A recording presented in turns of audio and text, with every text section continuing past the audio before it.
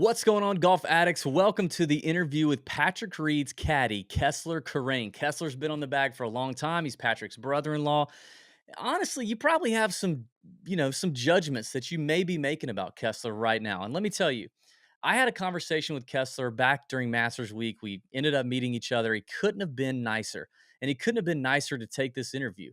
And I asked him some hard questions. I think you're going to find this interview very interesting, very intriguing. We talked about his very first live golf experience at Pumpkin Ridge in Portland, how it was as a caddy. Talked about PGA Tour caddies calling him up, saying that if he hears of any job openings, to let him know.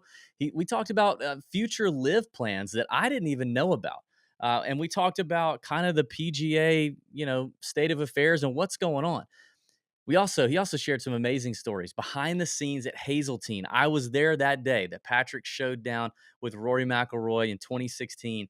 He told some behind the scenes stuff, a little conversation slash confrontation he got in with Rory during the match. It was incredible. We talked about Kessler allegedly punching a fan in Australia at the President's Cup. And then we talked about Patrick, who are his friends, his buddies, how he likes to go about doing things on tour. And then I asked Kessler to address some of the hate that Patrick Reed faces on a daily basis as a kind of a polarizing player in the world of golf. Kessler was incredibly open, incredibly generous with his time. He couldn't have been more pleasant to deal with and talk to, not just here in the interview or before and after, but months ago when I first got a chance to meet him. And frankly, he's a great dude and I'm pulling for him. So I hope you enjoy the interview. And if you don't mind, please hit the like button and subscribe to the channel if you haven't already. Comment your favorite part of the interview and share the video. If you share the video, that's the best thing you can do for us. A great way to say thank you. It takes a lot of work for us to line these up, get the questions, have the players do their thing. It's a lot of commitment. It's a lot of stuff going on. And the best thing you can do is share it with somebody and say, dude, this is a cool interview. Listen to this. And then, spread the TJ gospel. All right. Without further ado, here's Kessler Karain. All right, Kessler. So really happy to have you on. First of all, I see you've got your Four Aces t-shirt on. I see you got that. That's appropriate. Very appropriate. Did you see my shirt? Did you see my t-shirt? I couldn't quite see your t-shirt, but another very appropriate shirt right there. If you can see, I have some memorabilia from that week up top right there. It's a I see that. Hazeltine wine with all the player signatures. But yeah, I love that shirt. I think we talked about it on the range that one day. I definitely need to get one. I know there's one laying around somewhere, but it definitely lost it in the mix. But probably one of my favorite t-shirts made as far as Ryder Cup stuff goes. I would say the same for us, and thank you for saying that. Listen, I don't really feel like you're a guy who's done a whole lot of podcasts and media and all this stuff. So I think first of all, let's just start. I want to hear a little bit more about you personally, about your background in golf. You are definitely a golf junkie because, I mean, we met on the range at Champions Retreat Masters Week, and we were both on the range grinding. I see Kessler getting in positions, and he's got alignment rods, and he's out there grinding. And then you look at this room he's in. He's got swag golf apparel and head covers everywhere. You're a golf nerd. So I want to hear about the background in golf, and then just how you got into caddying in general. Yeah, so you're absolutely accurate in your statement about me being a golf nerd and being obsessed. I definitely got bit by the bug, and now I got the sickness. So yeah, all day, every day, think about it. I literally sit on a golf course, probably, caddying, working all day. And then the first thing, like you said, saw me after that, grinding on the golf course, working on my game. So, I never really, I grew up just like a lot of guys that I knew. You watch Happy Gilmore that one time back in the mid 90s, and I was born in 89. So it was kind of good timing. You watch movies like that or Caddyshack, and you go, Mom, Dad, give me a set of golf clubs. You have no idea what you're doing because no one in my family ever played golf. So I was the first person to ever even ask for golf clubs. And, you just went out there and whacked it around and whatever. Definitely focused. Was focusing on many other sports growing up other than golf. But come high school, the golf team at my high school was kind of like, can you hit the golf ball? Can you walk around? Can you at least maybe shoot around 100? Yeah. All right. You're on the team. Nice. So, that was pretty much the extent of my golf experience. And even back then, really didn't know what I was doing, had no clue what was going on. you know, like I said, I could basically shoot somewhere in the ballpark of 100, give or take a few strokes. More like, you know, take, but yeah. So and then caught like basically right out of that, right out of high school, went to University of Texas San Antonio, got my degree in business management. Definitely like the like world aspect, like I guess you could say the international aspect of like marketing and those things really always intrigued me. And then after that, went to medical device sales. But actually, to back up a bit, my college graduation in 2011 of December is when I first met Patrick. Didn't really, you know, it's like my big day, and my sister's bringing some boyfriend. I was like, what the hell? I don't care. I don't care who he is, and you know, and I really didn't know who he was. And honestly, looking back, I was like, man, how ignorant was I? I was like, this guy just crushed it in NCAA's. He's going pro, tons of talent, and you know, but he was Oh, but cool. here he is cock blocking your big day, like day one. Yeah, he's totally stealing my thunder over You here. guys have come so No, far. and so you know, we had a good time, and honestly, like I was shooting a lot of pool at that point in time. And then so, you know, naturally I was like, well, Patrick, just, you know, everyone, let's after the graduation, let's go shoot some pool and have some fun. And I think, man, I'm gonna run the table on this guy. And he absolutely smoked myself and my buddy on the pool table. So I Wow. go, all right, he's cool by me, you know. Yeah. I had some respect for that. And then yeah, so Was this then like an Anchorman moment when you ask him to play and he's like, "Oh, I mean, I really don't play any pool," and then he like whips out the pool cue out of yeah, his you sleeve, know what? starts And putting it Patrick, together. as much of like a golf nerd he is, and as much as he's like as far as just when it comes to his equipment, how anal he is about that stuff. It wouldn't surprise me in that moment if that's how it played out. But no, he just took whatever was off the wall, you It know. kicked your ass. Yeah, just like how he could probably make putts with a tire iron. Like, yeah, Yeah. this will do, and he'll out putt just about anybody. So yeah, fast forward a little bit more. I was working medical device sales, doing the thing that most people do after college, and he was, you know, getting his professional career going. My sister was caddying for him. They just had like, you know, their first win together, and not long after that, I want to say, yeah, so 2013 of November, I get a call, and she's pregnant, and he goes, I need a new caddy. What do you think? And given I'm like, dude, I don't really know. I played golf at that point through college. I probably would play golf one time a year because it was just it's an expensive hobby. It really is. Even when, especially for a college student, I Yeah. didn't really know anyone who played, but he goes, no, come on, you'll come out in like all of December. I'll show you everything you need to know. You'll basically caddy for me at my home course for a whole month, and you'll just kind of get a feel for it. And then you'll be good to go.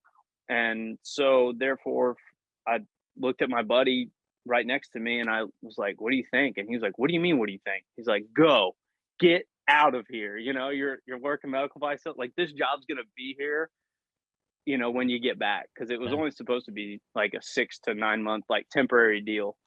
And then sure enough, here I am like 9 years later, still caddying for him. So it was a pretty funny moment. My boss at the time when I turned in my 2 weeks thought like when I told him, he thought I was going to a competitor company, and I said, "No, I'm gonna go caddy," and just very nonchalantly. And he was like at a club, and I go, "No, like on the PGA Tour," which looking back is like one of the craziest things to ever Yeah. say because it's literally like saying like someone with no experience is like, "Yeah, I'm going professional." Like I'm Yeah. literally skipping all the prerequisites for this and just going straight to the top. Yeah. And then sure enough, you know, Maui was my first tournament caddying, which if anyone's ever walked that Walk. course, Yeah. it is by far the hardest walk of the year almost every year.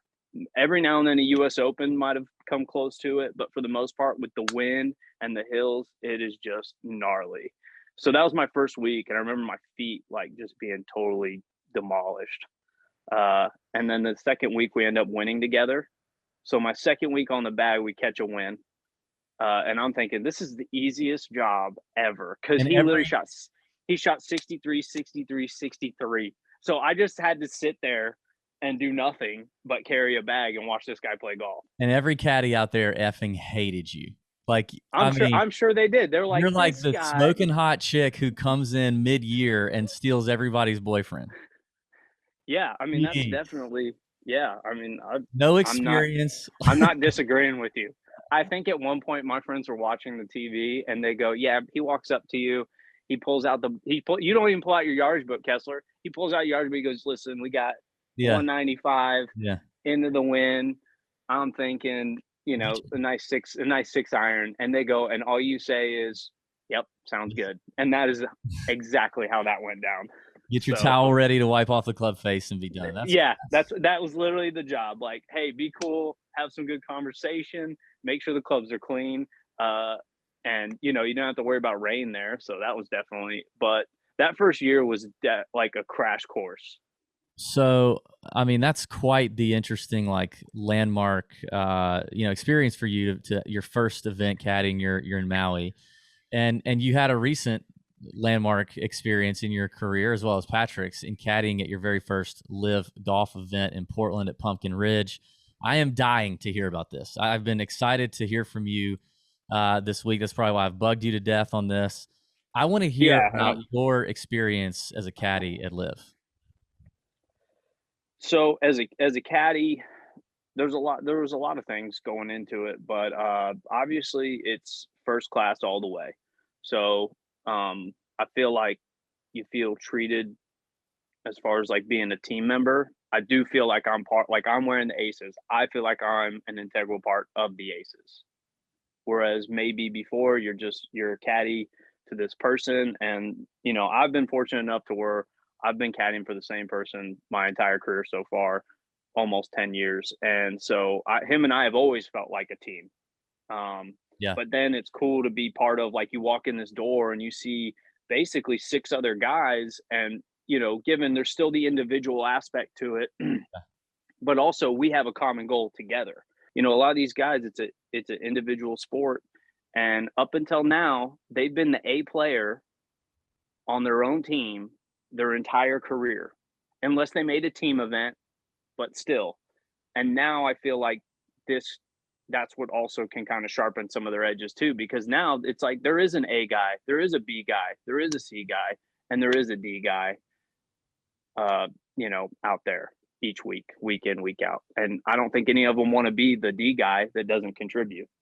So, I mean, there's definitely been talk about the team aspect at Live, right? Like, people are questioning how how really into the team thing are most of those guys. Honestly, my perception of you and Patrick, and I think most people would agree.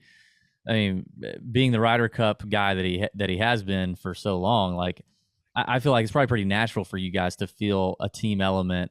But in general, like, not you and Patrick included, but like as you look out, do you really feel like all those guys are truly vibing for that team, on that team spot, and they really, really, really care that much?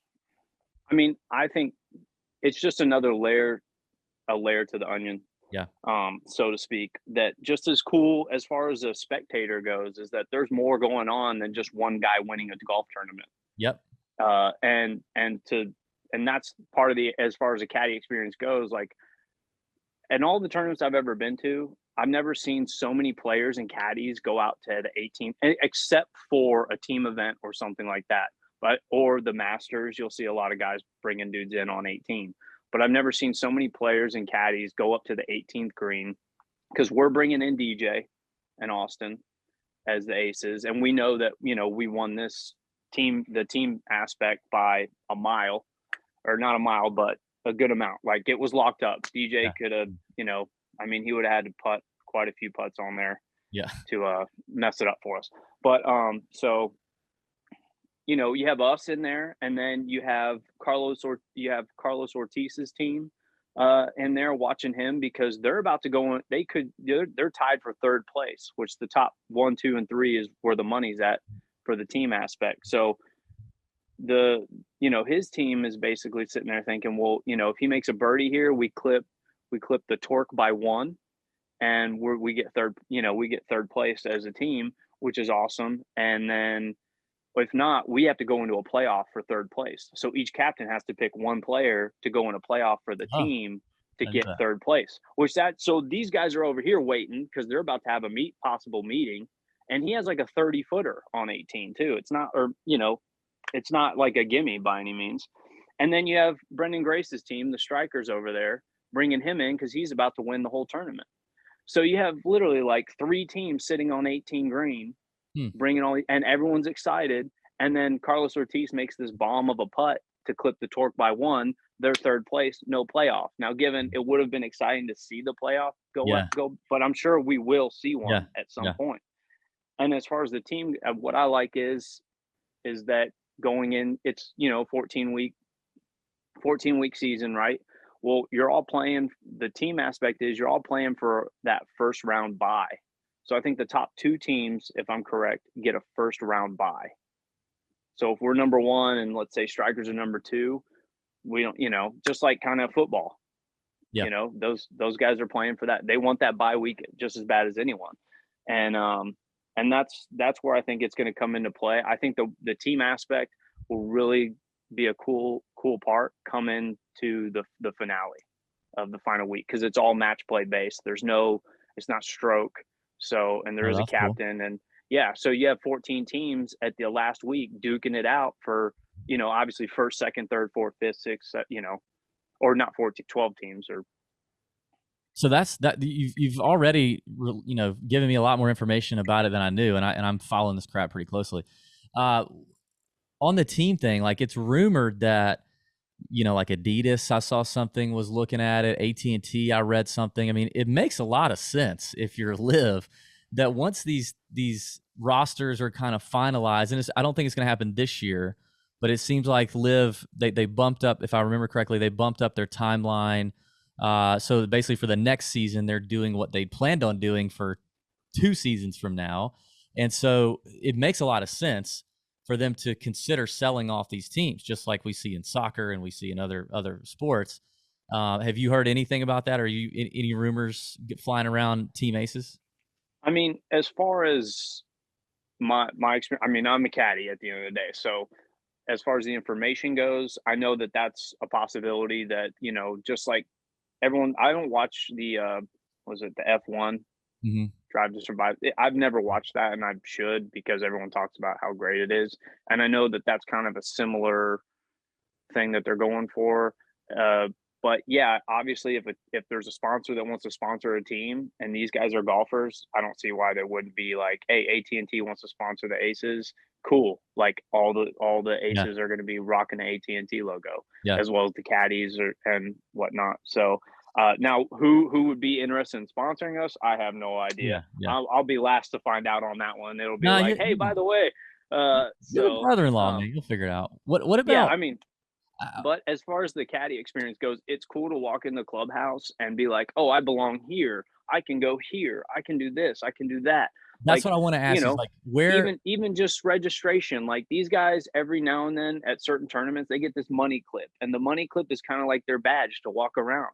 And just even something so small as giving me a money clip that says "Live Golf Pumpkin Ridge" on it. I was like, "This is awesome." And I have some money clips that it's similar situation from the Ryder Cups, and I love those money clips. And obviously, I'm a collector, Yeah. which, you know, so collecting money clips now is something that, but I have those from Ryder Cup, like those, like, and I cherish those things. How do you how do you approach these golf courses now as a caddy? Because like next week we're recording this in next week's Bedminster, Trump Bedminster. Um, and you're going to new golf courses where we don't have a lot of history, or if we do, it's old or we don't have any data. So for you to do your job, obviously you guys have some time in between these weeks to prepare. But how does that look? Does that look different for you? As far as preparing for a golf course as a caddy, it's pretty much going to be the same. It's if I've never seen like some of them, I know like the back of my hand because all those years you play them every year, they don't change. So there's not a whole lot of prep time you got to think about. But going to Bedminster, so obviously like Monday, Tuesday, Wednesday, and now Thursday, that gives me time to just kind of walk it. And as you know, playing golf, the more you see it, the more familiar you're going to be with it. So Yeah. you walk it a few times. Make sure you check like certain heads, make sure they're accurate as far as sometimes angles just are funky. So excuse me. um, and then just really knowing where not to be is the big battle. Yeah. Don't hit it over there because that is not good to, you just Yeah. don't short side yourself. And so it's, obviously early on, I felt like it would take I was effective maybe, but not efficient. And I think I'm getting, as I get older, I'm a little bit more efficient with when I'm walking the course, just spotting things a little sooner or seeing things that I probably wouldn't have, I definitely wouldn't have seen the first 2 or 3 years. Um, so yeah, just walk. I mean, I roll a lot of putts, especially because there's no greens books now, and I never really used a greens book. I've just always kind of relied on feel when I Yeah, read putts, and yeah. I've read a decent amount of putts over the years. So, but now just because there is no greens book, um, and he would look at it for confirmation every now and then. I just go to potential pin locations and I roll, you know, I get 3 balls and I roll a couple because at the end of the day, no, some of that stuff, you know, pays off big time. There's time like at PGA, there was one up and down. It was probably about 15 feet, and I just knew. I go, it's 2 cups on the right. Like, didn't even literally just from the point where his ball was and where that cup was. I didn't have to read it. Didn't have. I just knew. I go, that's 2 cups on the right all day. And sure enough, he makes the putt. So, um, and I think that's probably where I spend most of my time is just sitting around the greens and just rolling the ball and just watching it roll and just kind of understanding where they are. All right, golf addicts, we're going to get right back to the show here in just a second. But before we do, I got to remind you guys that the Nut Hut Discord server is where you can get VIP access to me, to Pat, to Ben Little, to AC, the smartest prize picks guy I know. All right. And all the community that you could ever ask for is in that Discord server. We've had verified members win over $6 million in the Discord server since June of 2020. There's over 700 members in there right now, and it's $10 a month or $90 a year to get in it. Okay. There is a free version if you're already on Discord or if you want to set up your account and just check it out to see what it's all about. You can click in the description below and try the free version, but there's a lot of things hidden for you in the free version, like caddy info that we get from our friends on the course every single week that we pass along to you. I read every single interview and press transcript leading up to each golf tournament. I screenshot the stuff that you only need to know for betting or DFS, and I put that in the caddy info channel, curate all that information so you don't have to. Our friend Caddy John, former PGA Tour caddy, is on there every single week giving his thoughts, his breakdown on the golf course, and all the other stuff that you need. And the community is there. And listen, while there's a ton of golf information, we know that people love to bet and play DFS on other sports. So there's NBA threads, MLB, NFL, UFC. There's even a disc golf guru in there, right? Helping people make a ton of money, and it's just been a growing community. It's the best part of what we do.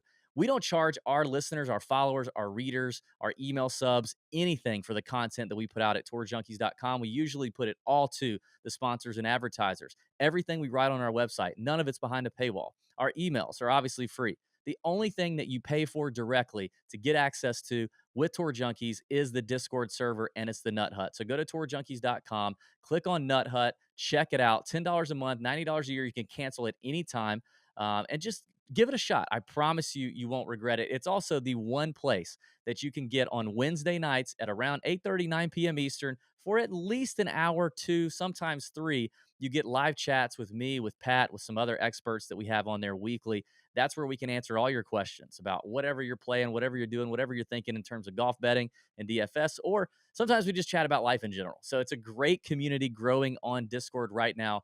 And I know it could be intimidating if you've never done Discord, but trust me, it's easy once you get in there and get going. So check it out right now. Link in the description. And now back to the show.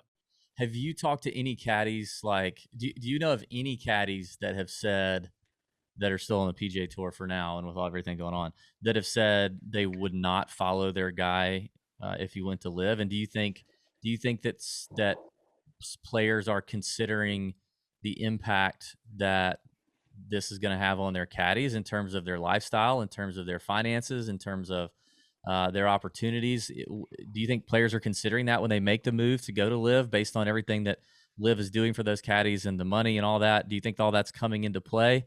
Have you heard any other caddies talking about that? I mean, I've had a few caddies text me and say, "Hey, if anything opens up, let me know." So, Yeah. as far as players bringing their caddies, I'm sure that they take. I'm sure these guys take everything into account before they make the jump, or even if they're contemplating making the jump over. So, and as far as caddies go, I haven't heard any caddy tell me that they wouldn't go or that they wouldn't like to go. and that's the problem with the media is that like everything I read, you would think that weekend like at the British Open or the Open, and the US Open that these guys are ready to go, you know, toe to toe with each other and just they hate each other's guts and it's just like no. Everyone says, "Hey, what's up?" Like as far especially with caddies. Like my hardest thing was like US Open and especially US Open. I was sitting there like kind of saying bye to the guys like I don't know when I'm going to see you next. Yeah, that's Like, yeah, I because have you a got lot of friends. yeah, Yeah, you have a lot of good friends out there, like, yeah, I mean, even Mike Collins, who's one of my best friends out there, like, you know, he follows PGA Tour, he's ESPN, so yeah, I, like, had to give him a big hug, like, I mean, I know I'm gonna see you, but now it's almost like, I'm gonna have to come to Florida to see you, bro, yeah, and, you know, 'cause unless I see you at a major, um, and he wasn't at the Open, and I knew yeah. that. So when I saw him US Open, and then just other caddies, like that's the hardest part about making the transition is that you're not going to see some of these people, and traveling circus for 9 years. How did the conversation go when Patrick came to you about LIV?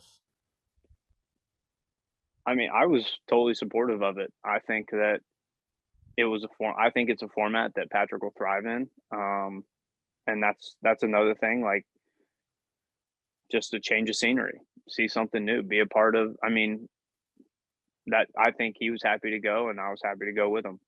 Yeah. Um, and that's I'm not that everything before that was bad. It's just different, and that's part of life. Like you make different decisions, you take different paths, and you come to forks in the road, and that's just how it goes. Do you do you worry about anybody? Not because I mean, you probably don't worry about it with Patrick, because I mean, whether you like Patrick or not, you can't deny the dude is a very fierce competitor, and he always has been. Like there are some guys out there that you could question at times how much they're competing. And my question to you is, and obviously I'm not asking for any names, but do you think that there are people out there now, or that with a lot of money that come over, are tempted to kind of mail it in? You know, Tiger talked about at the Open Championship. You know, he said, "How motivated could you be when you get paid all this money to dig it out of the dirt and grind?" Right? And Tiger was one of those highly competitive freaks that he didn't care how much the money was for or what was on the line. He wanted to kill whoever was on the golf course with him and beat him. Do you think there are guys though out there that could be tempted to do that as a result? I mean, there's so many different people and everyone's a little bit different.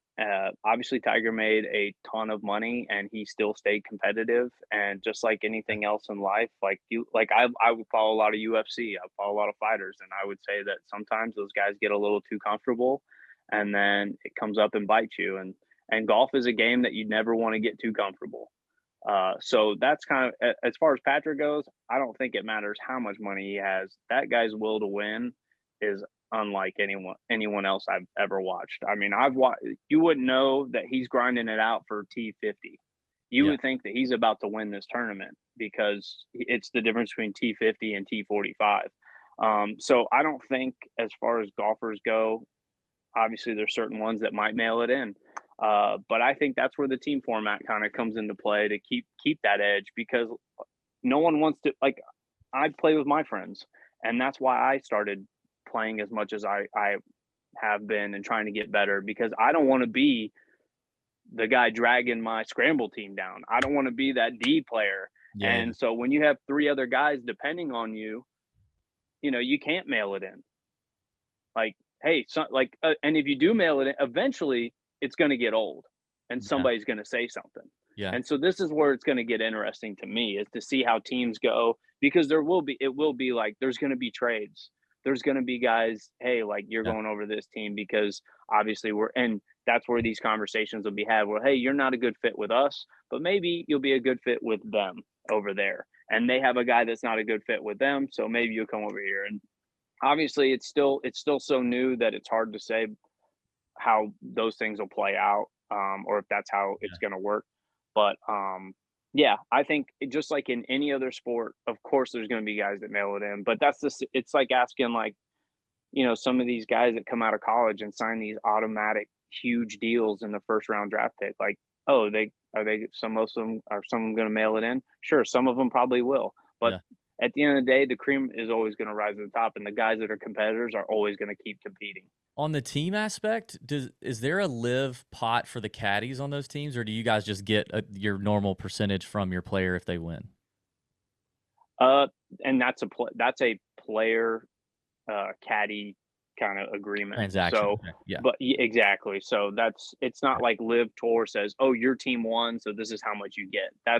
It's all, it goes to the players, and then from the players it goes to us. Gotcha. Um, but yeah, I think that is. I would imagine that if the team wins, obviously the caddies are Yeah. going to get their fair share of it. Um, and like I said, it's still the same as far as caddies and players go. It's not like the Live Tour has made anything official as far as like paying us as employees as well. Right.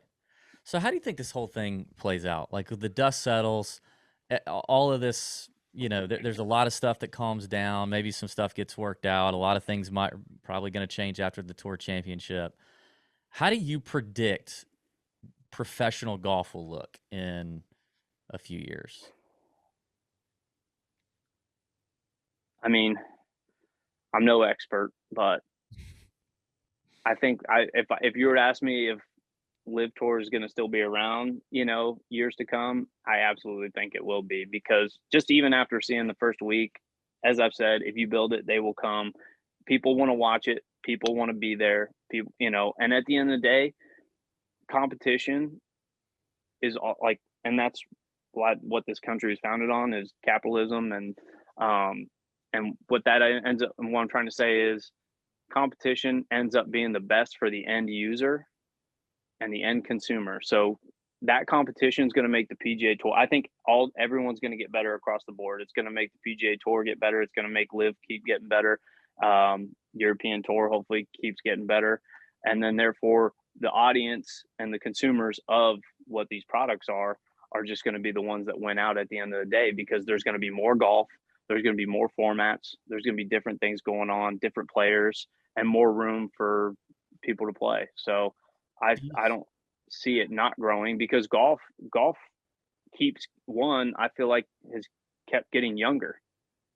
I mean, as far as people paying attention. I mean, Yeah. Yeah. especially after COVID, like golf won COVID, Yeah. because you have this huge demographic of people that are in the age of 20 to 30 that can't hang out, can't do anything, can't see each other. You can't go, have a couple beers with your boys at the bar and watch ESPN or whatever it is you do. But then someone's like, well, where you can go? Yeah. The golf course. The Yeah. golf course is open. So then you have this whole new generation of golfers. And so I think that's like a good surge of fans. And I think fans are what drive the demand. And so if there's demand, there's people who are going to fulfill that. And therefore, that's why, Live will continue to keep growing. PGA Tour will probably continue to keep growing. Now, do they ever come together? I'd hope so, just for the sake of golf.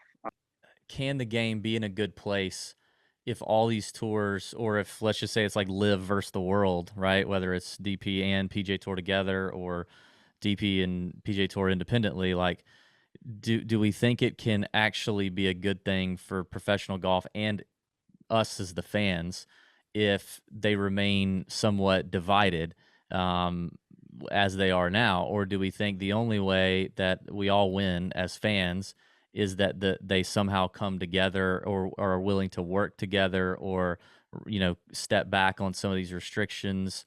Do we think that's the only way, and do we see that coming? Because I think personally, from a fan perspective, assuming Live goes nowhere, right? Like, assuming they're not going anywhere, they're here to stay, which I think is a safe assumption. I agree with you.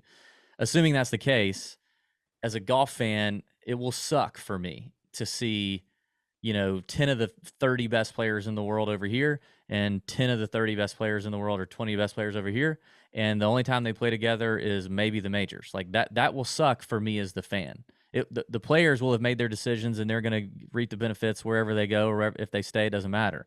But from a fan perspective, that really sucks. So I guess, like, your gauge on how, because it feels like there's so much bad blood between Norman and between Monahan, and it feels like Yeah, there's all this bad blood, and you wonder, like, how are these guys going to come together Yeah, and that's the politics of the whole situation. At the end of the day, I'm just happy to be caddying at a golf tournament, and also, like I said, all like having the team aspect, um, seeing some new courses, and so I'm just loving it right now and living it up. As far as the politics go, it's just I'm sitting here watching it play out just like everyone Yeah.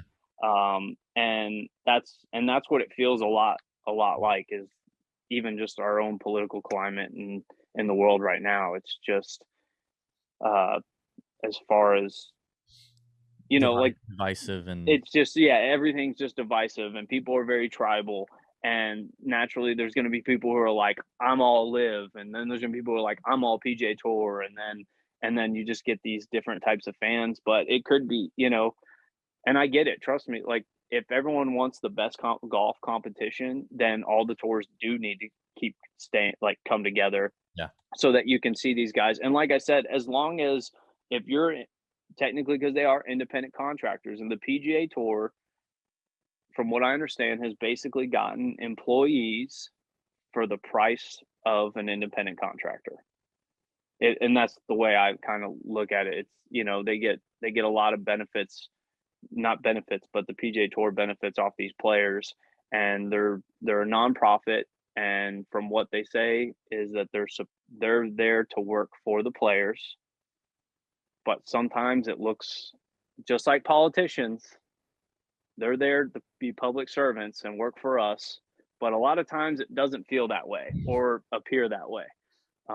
So that's where the politics of it all is what kind of just gets annoying to read in and out every day. And these players are getting asked those questions in the media, just like how Cam Smith right there, like one of the first questions the guy asked him, like really, the guy just won the biggest tournament of his career to date, and this is one of the questions you ask the guy. Like, I would think that that's a little uncalled for. What Um, Speaking of major championships, what do you think the Masters is gonna do? What's your read on the Masters?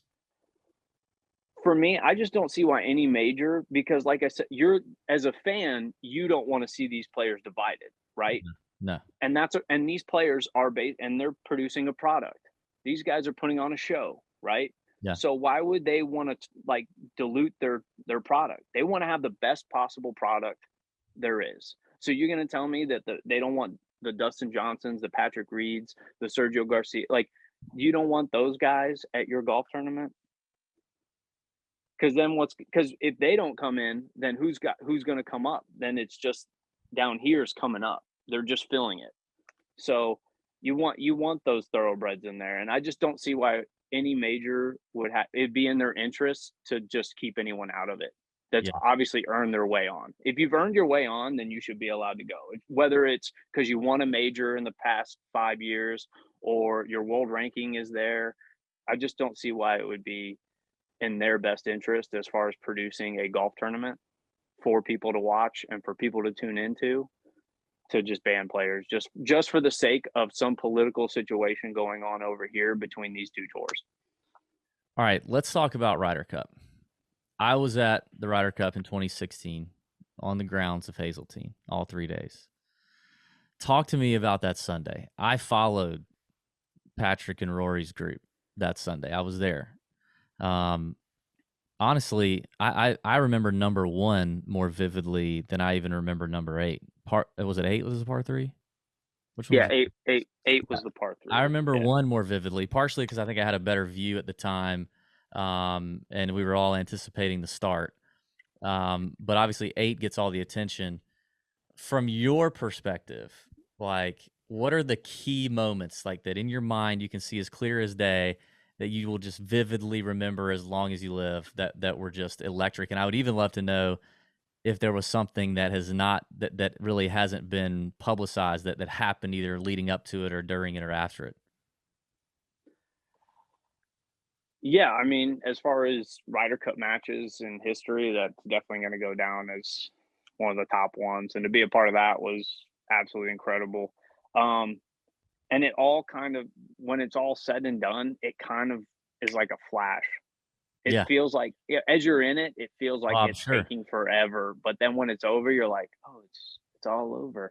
Um, and yeah, those first 8 holes were electricity Yeah. in the air. I mean, and you would know because you were there, like, you can feel it, but also when you are in the center of where it's all directed, that's an incredible feeling, and it's the adrenaline rush of it all is insane. Just the fact of, like, when you're walking through, these, between holes, and there's this many people on this side, this and they're all just screaming in this direction. Like I said, it is electricity. And there's no feeling like it. The closest I've ever gotten to like feeling that outside of it was the Rio Olympics, which we went to, and I saw Michael Phelps win the 200 butterfly. So he got that medal back, which was huge. I don't know him, but I would think that that was one that he probably wanted more than anything. Uh, and it was that whole that arena was, like I said, electrifying. So that's the first thing. And then leading up to that, and I'm almost 100% on this story, and this just goes to show you Patrick's competitive nature, and also wanting to be, a top dog on the team. Like I said, no one wants to be that D player, but also uh, he went into the captain's room the day before, from what I hear, from a couple decent sources, and he goes, "I want Rory tomorrow morning." And so, sure enough, the captains go, "Okay, we'll see if we can make it happen." And they probably, maybe there was something where they said, "Hey, like, our guy wants your guy. What do you think? First out." And so, sure enough, first out. So that's probably something most people don't know, that it might have been. You can't 100% quote You've me on never that, but asked Patrick that? You haven't asked him? I know that he said he wanted him because we were talking about it, before. Now I didn't know if he actually went in the office and said to Tiger and and Davis, like, "I want this guy," but I'm pretty sure, like I said, I would say 90% sure that that's what he did. Now, how it happened after that, I can't, who knows? But to me, it was very convenient that we were first out and he was first out as well. But in a Ryder Cup setting, that's what you want. You want two guys that are going to make some noise and put your color on the board for the rest of the guys that come in and see. Get everyone kind of lit up. And so, what was it about the first hole that you just was big for you? I just remember being super amped for it, and the electricity was building, and Rory striped his drive, and Patrick pulled his left. Patrick hits first. You guys had to like kind of punch out somewhere. You had to punch out back into the fairway. Rory hits his, I think, long in that back bunker, if I remember correctly. And then but you're still thinking like Rory's gonna get up and down, and Patrick hit his chip to like not good. It wasn't a Patrick Reed chip. It was like 20, 30 feet. And it was like, crap, he's gonna two putt. Rory hits his bunker shot close and is in for par, I think, or taps in or something. I can't remember the exact detail. But then you guys make that putt to tie him. And so you just go from like the buildup of the tee off, and then crap, Patrick, you hit it left, and then like, damn it, Rory. And then you're like, we're going to lose a point right off the bat. Like, Rory's going to establish a tone. We're going to lose a point. And then Patrick drops that bomb. And I mean, I just like lost it. I lost it. Yeah. I literally screamed as loud as as I've ever screamed in my life. And that's what that environment will do to you. Yeah. Absolutely, no doubt Yeah. about it. Why did And Patrick want Rory so bad? I think, well, one, you got to think Rory was. I mean, even though, not to say he's not at the top of his game right Yeah. now, but Yeah. at that moment, he just won the FedEx Cup. He's Yeah. murdering dudes. He's like a buzzsaw Yeah. as far as like, and we never really played against him in the team formats yet. And I think that's why he goes, I want him in singles. And Rory has an incredible singles record, and so does Patrick. So I think Patrick was like, I'm gonna be that guy on his singles record. And sure enough, he was at the end of the day. So and that's just the competitor part. I think that he just wants to go after whoever the top dog is in that setting. He goes, I want that guy.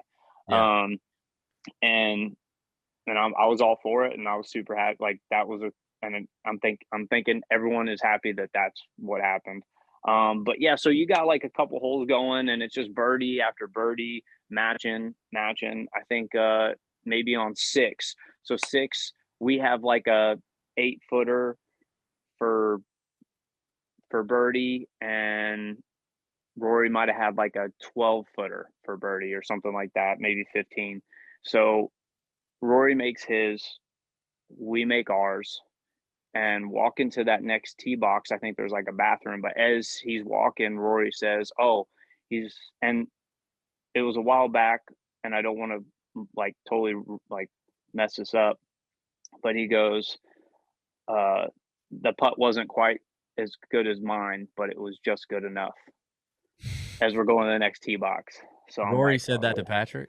yeah, I mean, this was a little chirp, and he says it, but Yeah. I heard it, and I don't even know if Patrick didn't even acknowledge it. He just keeps walking, he's right here. And so then we get on the next tee box, and they both stripe it down the middle. They both hit it close, and then the situation flip flops, right? And and it's we're the ones with like the 12-footer, 15-footer, and he had like the 6-footer, 7-footer. And of course, they both make another, birdie, both of them. And as we're walking and this is right before 8. So then we're walking to 8, and it's a good little walk. And I was like, "Hey, what'd you say back there about, yeah, your putt was good, but not quite as good as ours?" And he just looked at me and he goes, "What did they say?" And that, like, this is little stuff. He goes, "Oh," he's like, "What did they say about, oh, imitation is the finest form of flattery," is what he said to me. Like, because I just took his line, and Yeah. I wanted to say something about like the gym, like, "Oh yeah, that's why you've probably been in the gym all day." But I didn't say that. I was like, "Damn!" I was like, "All right, you got me there," You're and then just kept going. So good for him, whatever. And that was a fun exchange because then it leads up to 8, and then we're sitting at the bottom of this hill, and this guy makes a putt that's forever away. But for some reason, when we're sitting up there at 20 feet, we still, like, you never feel like you got it in the bag or that nothing like that could happen. Like, this is when that stuff happens. And sure enough, he makes the putt, place goes crazy. We had a good read on it. Patrick makes that putt, place goes nuts. He gives him the finger wave. Rory slaps him on the back, because that's, at the end of the day, it's, just like you playing with your guys or me playing with yeah, my boys, like, yeah, there's gonna be some chirping. Like, yeah, yeah, there's always, it has to be. Like, if there's not, I'm probably not having a good time. right. Let's face facts. So, it was fun. And then after that, it was kind of like they had to have been just so gassed after 8 holes that it was kind of cruise control for about 6 or 7 holes. And then it starts coming down to the wire, and we're holding this like 1 up, 2 up, and then we get to 2 up. And then 17, par 3, I think it's a back left pin. Patrick kind of short sides it, doesn't get it up and down. And then sure enough, it's like we're 1 up, 1 to play, coming down 18. And so we get on 18, both stripe drives, both hit it close again. I mean, that's what it felt like all day. Hit the fairway. They both hit it close. Both always had good looking birdie putts, not too many issues. But it comes down to the point where we have like 5 feet and he has 5 feet. And in match play, if we went first and we were further out, he could make us go again. So we wanted to find out who was further out. So who had to go first. At the end of the day, I'm telling Patrick, I go, we want to go first. You don't want him to have any satisfaction of making a putt and putting any Oh, pressure on you to yeah, make a 5-footer. yep. Like, that's what we want. But we got to make sure they bring out the string to see who's further out. Okay, that's how close. And I swear it was a quarter's length is how much we were further out. And luckily, I lay down on this putt. I see right edge. Patrick says, "What do you think? Right edge?" I go, "Perfect. I'm out of here." Makes it, and the story. So, finished, 18 holes, 1 up, and got a full point against them. So, great match. And we've had a lot of good single matches. And every Ryder Cup I think we've played in, we've had a good singles match. Henrik Stenson the first year was a good one. And that's where Patrick did the shush on the 7th hole, I believe. Uh, and I remember, that was fun. Yeah. And that was my first year. So, and then 16 is like my third year out there. So still pretty fresh. So I was so charged up after Hazeltine that me and Pat, my co-host Pat, were like, we have to get to Paris. We have to go to Paris. So we started planning to go to Paris, and we went to Paris. We were one of some of the few American fans out there in Paris, and it was, as you know, not bueno. It was terrible. The whole thing was pretty I rough. gotta, sorry, I didn't mean to cut you off, What but you since we were got? talking about Ryder Cup, this is actually the 2016 Oh, Ryder Cup sweet. decanter. That's I don't sweet. know if you could see that, but yeah. Yeah. So it's pretty cool. And so I have some Eagle Rare in there that I'm drinking right now. Love it. But anyway, so go So back to it. So you got to get to so Paris. we get It's gonna there be lit. It's gonna be lit. and it's not. I mean, it's Yeah. definitely not. It is a straight up ass whooping, and Yeah, just like, dude, the European team was so strong that year, well, so and strong. the course was, to me, very much set up for them, but there was controversy with Patrick, all right, right? Like, what happened in that whole thing? Because, like, that was the year, that we were all expecting, like, we're Captain America's back. I mean, we made Yeah, these shirts for Paris, and then there was issues, and there was not only issues on the course, there were issues off the course. It sounded like, at least that was the rumor, right? yeah. As far as the off the course stuff, I think all that kind of happened afterwards, which I feel like I was like, well, Jim Furyk was already kind of getting roasted for, Yes, he was. not winning. And yeah, I mean, he was like from critics. I'm not saying Yeah, I've never been a captain Ryder Cup, so I don't like to throw judgment out there because it's not like I don't even want to captain my friend's Ryder Cup because there's like to me, I'm like, that's a lot of pressure on me. He's got, so I can't imagine the toll that it could take being a captain of an actual Ryder Cup. But they were already roasting him, and so I felt like there probably is really no reason to go jump in that fire with him. Um, and that's where I feel like the drama would come in later afterwards, as far as that goes. And you live and you learn. I mean, you got to think. I've done plenty of things in my mid 20s, early 20s, where if I could go back and change it, I would. um, Yeah.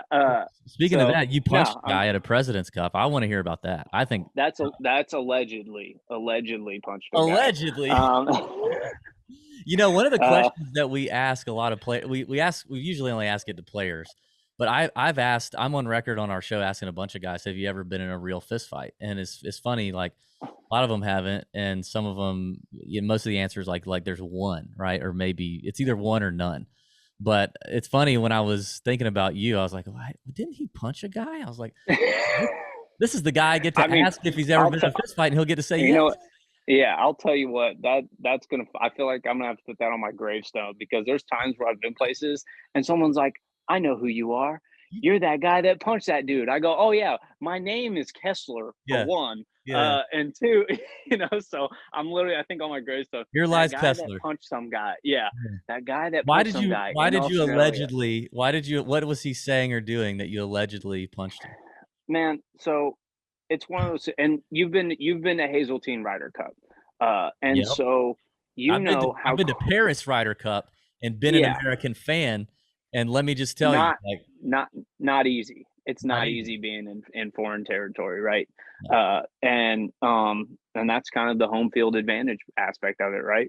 So it's just 3 days, and I don't care who you are, and I don't care, when 3 days a guy's just trashing you and talking, mad shit just constantly, just this.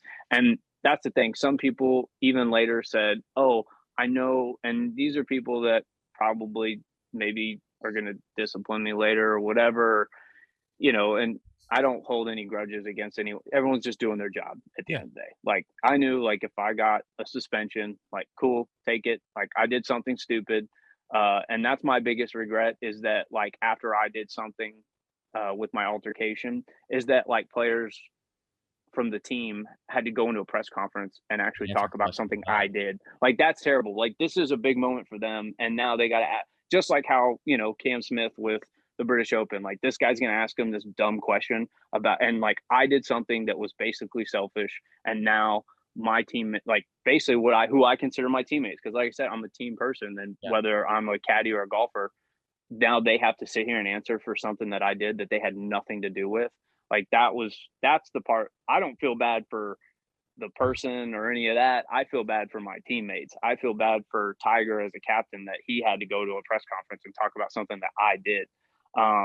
That's what really actually, if anything, upset me the most in that scenario. But so 3 days of just God just bashing you. And then at the end of the day, people can get really close to you in golf, especially in Ryder Cups, because you're walking around, you're following other people, and Patrick and I are just trying to follow. I think it might have been Tony or somebody playing. And so we're not even playing. And just guy obviously really, I mean, he was double fisting beers. Uh, so who knows how intoxicated he might have been, or and he just was saying some kind of vulgar, aggressive stuff and got a little bit too close, and I basically got involved. And then before you know it, it blows up because some media guy, which someone said I pushed him with a closed fist. Now, I've never pushed anyone with a closed. I've pushed people, but I've never pushed someone with a closed fist. So I don't know where he got that that vision or whatever, that visual, that, but it doesn't make sense to me, and it's not me. Like, if my fist is closed, then yes, I am going to punch you. But I did not punch him, and it just blew up into this whole story. And like I said, at the end of the day, it wasn't my best moment, and you live and you learn. I got suspended. I didn't get to caddy on that Sunday. I couldn't even go to the golf course. I couldn't sit in the clubhouse. So when my team could, and congratulate my team if they, pulled it off. And it, so I sat at the hotel and watched it just like everyone else. Look, man, I've been kicked out twice of a church league basketball game, and they made me leave the gym. I totally understand. I could even stay and watch. Sure, it's Yeah. exactly the same thing. Yeah, Um, but it all worked out because some people would ask me like, "So what do you think?" And I said, "Bet the house on Patrick tomorrow." Not literally, but like I go, "Whoever he plays tomorrow is going to it's going to be a total they're gonna buzzsaw." they're gonna And he was 6 up through 7 holes yeah. that next day. So it was, and I love CT Pan. Actually, he's a member at Wood Forest, which that's what this hat is Oh, WOFO. nice. So we're members together. So it's kind of funny with that history. But it's not like it's not like I caddied against Yeah, him that yeah. Sunday that he got beat by Patrick. But and then Tiger, in true Tiger fashion, as a captain, even as a captain, pulls it off. Like, when, because we were down and out. Like, this was the International's chance Yeah, that's to true. like finally get one. And then Sunday they finish. So I'm sitting at the hotel, I'm celebrating. It was kind of overall, and in hindsight, it was a cool experience to not be there and to have to watch it like everyone else Yeah. and see it that way. And so I saw that morning, though, I saw everyone out because I couldn't go. So so all the players said, "Hey, go," and woke up, and then I just kind of did what I do. I go to the gym. I probably ran like 12 miles that day because I just didn't want, like, I'm just Yeah. listening to everything and watching it on the TV, and had nothing to do but that. And then I greeted them when they all came back. Of course, Patrick comes out with the trophy, hugs me, said, "Love you, bro. Love you too." Tiger comes out, hugs me, "Love you, bro." I'm pretty sure he might have had a couple drinks in him, but yeah, that happened. Hugs me, and then they hand me the trophy, and then they go, "Yeah, you just hold on to this until the party afterwards." And I was like, "I don't want this responsibility." I was Do like, you "I don't want this. I don't want this trophy right now." You mean I gotta watch this thing for an hour and a half? If anything, I was super stressed out about it. And so then I take it up to the caddy area, and all the caddies are like, and that's where you get Austin Kaiser doing his dance around it. I don't know if you ever saw that video, but it's a really good one. And so he's doing a fun dance around it. But, basically the caddies got the trophy for about an hour and a half before the party. And of course, I'm like the worried mother that I'm like, something bad's going to happen. And then that's just another thing. Patrick Reed's caddy breaks trophy or loses trophy or something. And then I'm just like, I'm do you never think going to live this down. do you think had you not allegedly punched the guy and had to sit in the suspension and you weren't greeting the guys getting out of the car at the hotel, do you think you would have gotten the same hug and "I love you, man" from Tiger? Um, If not, then it was totally worth it. Oh, you know what? I don't know. I don't know. It's hard to say If not, it was because totally worth it happened. It happened. It's not like I can go back in time and change that. But that it all worked out and it was fun. But like I said, my biggest regret was that guys had to actually go to a press conference and talk about Yeah. some caddy doing something stupid. Well, that's And respectable, man. Like, I respect that just hearing you say that. I mean, and you get pushed to the limit by a drunk fan and you've been dealing with it for days. whatever, dude. Yeah, Like and you said earlier, we all do things we yeah, regret. and and then you also just think about you think about your peers, like, well, what are the other caddies going to think about it? Like, what do they say? And then sure enough, I come back and like first week of the season, a lot of guys go, "Hey man, I totally get it." Because honestly, if you've been in this long enough, we've all seen a drunk guy Yeah, that goes too far, yeah. and you want to do something, but you can't. You're not supposed to. And No, if I'm out there as so a fan and I just hear a guy say mashed potatoes, I wanna punch him, drunk or not. I don't care what he says. I hate that. I hate that shit. I don't know how I you can, I couldn't put up with it either. yeah. I mean, everyone, it is what it is, and it's not the worst thing in the world, but uh, every now and then there's a creative one. Every Every now and now then. and then, it's Yeah, very rare. yeah, I every now think and then. uh I think Greller had a good one, and this was early on. This was probably 2015, but I think he told me, he goes, and this might have been when they won the U.S. Open at Chambers Bay, but because he used to be a math teacher, Yeah, so and I thought this was good I when he heard of that. told me too. And he goes, some guy goes, "Yo, Greller, my son needs a math tutor. You know anybody?" And and I was like, "That's a pretty good." And he goes, "Yeah, that is a pretty good one." So um, I'll give it points for trying to be different. I think yeah, it's yeah. I very the only one that, like, really got me one time when it was first said was "Light the Candle." I thought "Light the Candle" was pretty good. And Yeah, what was the there was that one that that's went a around recently. It was like, "I've abandoned my child" or something. Did you see that went around? I don't know what that means, but somebody screamed that at a golf tournament here recently. yeah, a band I don't know what that that one means. I can't, but that's and now people, but you'll hear some I can't think of any super random ones. There's one that was a pretty good one, but I don't think I can really say it. Uh, Yeah, I'll tell you after afterwards okay. because someone might be like, that's you know, uh, a little, but I have a dark sense of humor, so it didn't bother me too much. Um, So, I've got a couple more, I'm gonna let you out of here. yeah. I think this so Patrick's obviously, like, he's a polarizing guy. You know that, he knows that, I'm sure. What would you say to haters out there? Like, what would you tell them about Patrick that would probably contradict their Oh, judgments on him? that's easy. As far as being a caddy for Patrick, he treats me better than. I mean, that's the thing. You'll see some players out there that treat their caddies not so well. Yeah, we've And heard to of me, those. yeah, and that's like a character thing, if you ask me. That even if I like the guy, and then I hear something about him being really mean to his caddy, he loses points in my book. Since day one, he's always taken care of me, and always been really good to me, and also never really blamed me for anything that I didn't blame myself for already. If that makes sense, like we're both hold each other accountable in the right aspect as far as work goes. So he's extremely good in that aspect, and I'll tell you this much: everyone, if I had a nickel every time we did a pro-am and the pro-am guys said that was one of the best pro-ams I've ever done, I would have like a sock full of nickels to maybe, I don't know what you do with slap, that. to hit a hater over the head with. Yeah, yeah, I don't know, yeah. but it'd be surprising. So I would say ask anyone before you ever made any one. I don't like, after seeing how the media works over the years in a lot of different ways, not only in the golf world but just in the world in general. I am almost always skeptical of anything, and I always want to meet the person and actually have that one-on-one experience before I ever really pass a whole lot of judgment, unless there's something just ultimately damning. But I would say ask anyone who's ever played a round of golf with them, ask anyone who's ever done a pro-am with them, and if they have something bad to say, I would be very surprised, because in some of those programs, he never mails it in. To use your phrase earlier, he never mails in a pro-am. And let me tell you this: I mail in pro-ams all the time. It's miserable sometimes. It's 5 hours of watching guys hack it around, and Yeah. sometimes I've met a lot of good friends over the years through these programs, but for the majority of them, they're not the most fun thing for someone to do, especially when you're trying to win a golf tournament that weekend.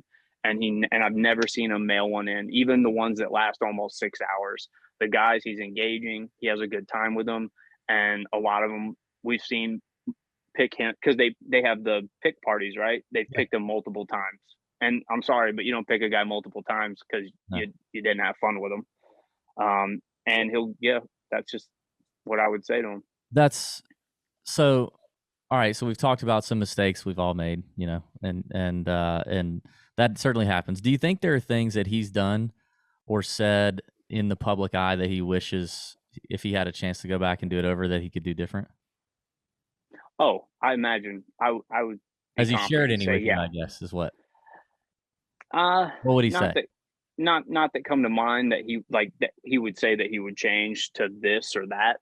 But I mean, this is the thing. Like something happens or after a really good round or a really bad round, and the first thing you got is someone with a microphone in your face saying, "Hey, let me hear your thoughts."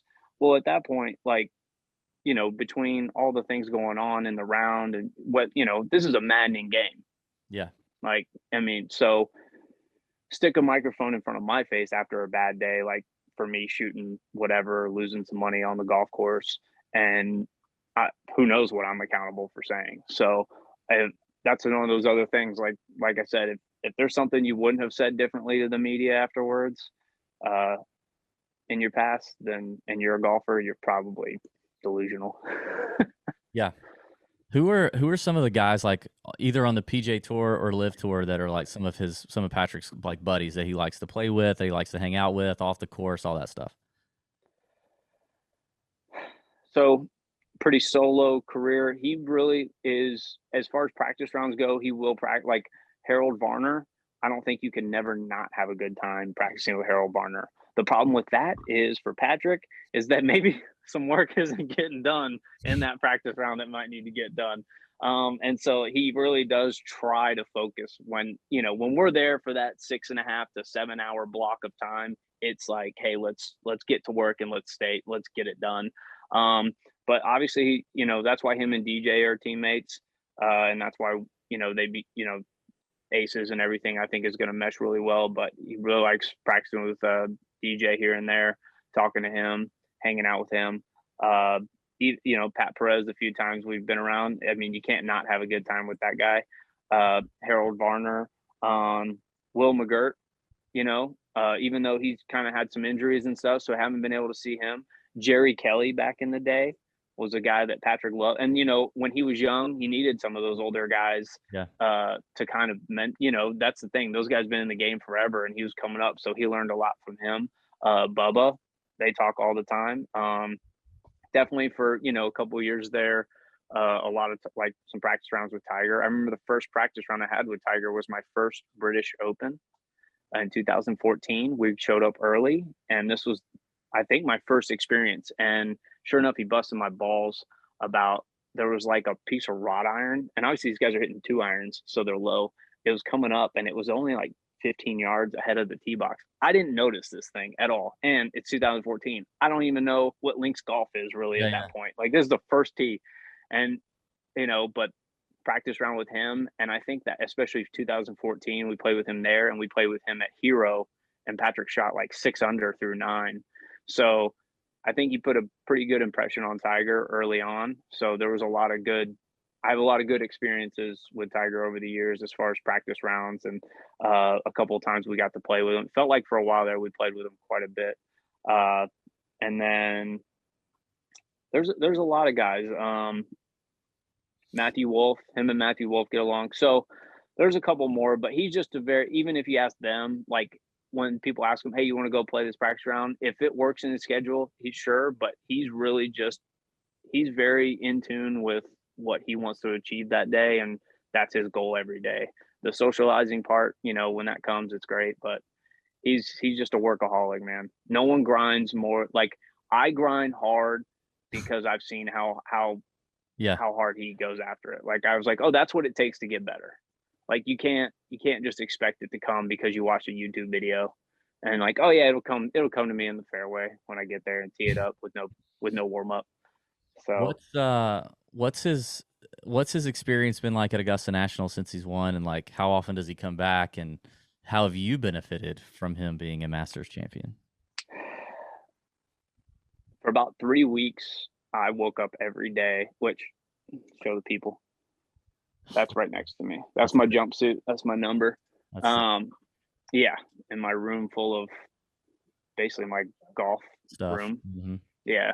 Uh, but I woke up for like 3 weeks just always thinking like, I don't think that happened. It's like a dream.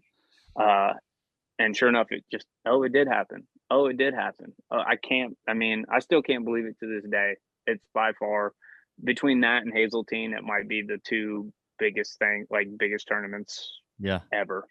And he loves being back there. It's funny. He struggled there for 4 years playing. Like, I think we had two missed cuts and like two mediocre finishes, and then he goes and wins it. And I think that he finally got comfortable, and who knows what it was, but it just all clicked. And coming back every time, he loves going. I don't think he goes back enough. I've been trying to get him like, hey, let's go play. But really, especially with the schedule that we had 30 plus weeks a year when we're home, it's like, do we really want to go out there? But if he called me and said, let's go tomorrow, I'm packing my stuff. I'm How many going times have tomorrow. you played since he's won? How often do you get to I, play? I played one time. One time? Yeah, but hey, one time's more than most people will their entire life. Dude, that's not enough, man. That's not I enough. know. You guys gotta. It's not, but hear me out. The time I did get to play was the Sunday in 2019 before Tiger won. Mm, mm, mm. It's pretty good. Yeah, that's not bad. And Patrick was the one who put that jacket on Tiger, so that's pretty cool. So he loved that moment. Like that, like the year after you won, like you're the guy who gets to throw it on his shoulders. So that was pretty cool. And also after that though, COVID happened. So no one was able. So the tradition is the Sunday before, past champions get to bring one guest without being accompanied, and they can play as much as they want that day. So that's how I got in on 19, and then 20. COVID happened, so that's not going down, that November one, and then even the one right after that, that wasn't really something that Yeah, you like could do. yeah. So really, this last one would have been the one on Sunday, and I think he had something going on and I had something going on too, to where it wasn't going to happen. But I really want to go back at some point now that What the we're hell going to have did you some guys time. have going on? What? I don't know. I mean, that's a really good question. I might have actually, like, Everyone I listen to take my, this. Everyone listen to this was just yeah, like, they're like Augusta National. what did he have Sorry, going your on? Sunday round with the boys is going to have to just be canceled, Kessler. Oh, Um, jeez. Well, because he also goes the week before for like 2 or 3 days in practices. So he probably just didn't want to go. Like, he got home probably Friday, and then he's like, "Do I really want to just come home Turn for a around. day Yeah. and then turn around on Sunday just so that Kessler can play 18 holes?" Like, he wants to watch me hack it around for 18 around there. I don't So think so. can he not go? Can he not go anytime he wants, or he has? Does he He still have oh to be oh accompanied by a member? he can go, but if Yeah. he takes me, there has to be a member on site Oh. that basically is like your sponsor. So that's how that works. So that's another reason. It's like, that's cool, but if anything, I don't see him wanting to be like, oh, I want to go by myself. Which I know it's pretty reasonable if he did want to take me. I have my birthday coming up in January 21st. So if Patrick listens to this, that would be a good birthday gift to just take me out to Augusta to play, come like maybe a month afterwards. I don't want to play in January. I'd like to play it like maybe late February would be good. Well, let's maybe even early March would probably still be Yeah, yeah. February. If you're gonna do it, if you're gonna burn your birthday gift, you better do it right. So, We can still have some primo cold. conditions. We can still have some cold days here in Augusta in February. Yeah. What you're a member out at what's it called? Champions Retreat. Yeah, Champions Retreat. I like that place. It looks really really nice. I've only seen the range and a Oh yeah, couple holes that you can see from the range, but we'll have to get out there and tee it up at some point. 100%. Yep. Come on, it'll be my pleasure. Kessler, was good talking to you. We appreciate you coming on the Tour Junkies podcast. Likewise. You crushed it Absolutely. every And time. I know my background's good, but your background's pretty solid too. Is the Hazeltine Ryder Cup? Yep, the Hazeltine's in there. Masters. I can never get this right. Right there is the Paris one. Yep. And then this weird looking painting. It looks like a painting. That was Yep. So this is very funny. Me and Pat and our wives were in Paris for the Ryder Cup, and we went up to what was the name of that place? Montmartre. Montmartre is the name of it. Really cool little spot on the top of a hill in the city. And we were eating outside at this really nice restaurant, and this street vendor guy was walking around doing marker drawings of people. And he came up to us and he looked at us. He looked at me and my wife, and then Pat and his wife, and was like, "Yeah, let me draw you. Let me draw you." And the girls were like, "No, we don't want to. We don't want to." And I was like, "Dude, this would be funny. Me and you do it and have him do the Tour Junkies gold squirrel thing in the middle." So you can't tell, but there's our logo in the middle, and then me and Pat. And the guy was like, thought it was kind of weird. He was like, "Whoa, what?" And so like me and Pat our wives switched chairs so me and Pat could sit together. And that dude drew that with like colored markers in about like it was like 20 minutes. He stood there and just watched us while we Yeah. ate and while we did stuff. It was pretty funny. It was good. All right. Well, hold on before I Yeah. get you out of here. Four aces prediction at Bedminster. What are we doing? Winning. Winning. That's it. What do you know Winning. about the course? Do you know anything about the course? I know nothing about the course except that it's a really good course. Okay. All right. Well, let's get prepared. And Yes, sir. next week, do your thing.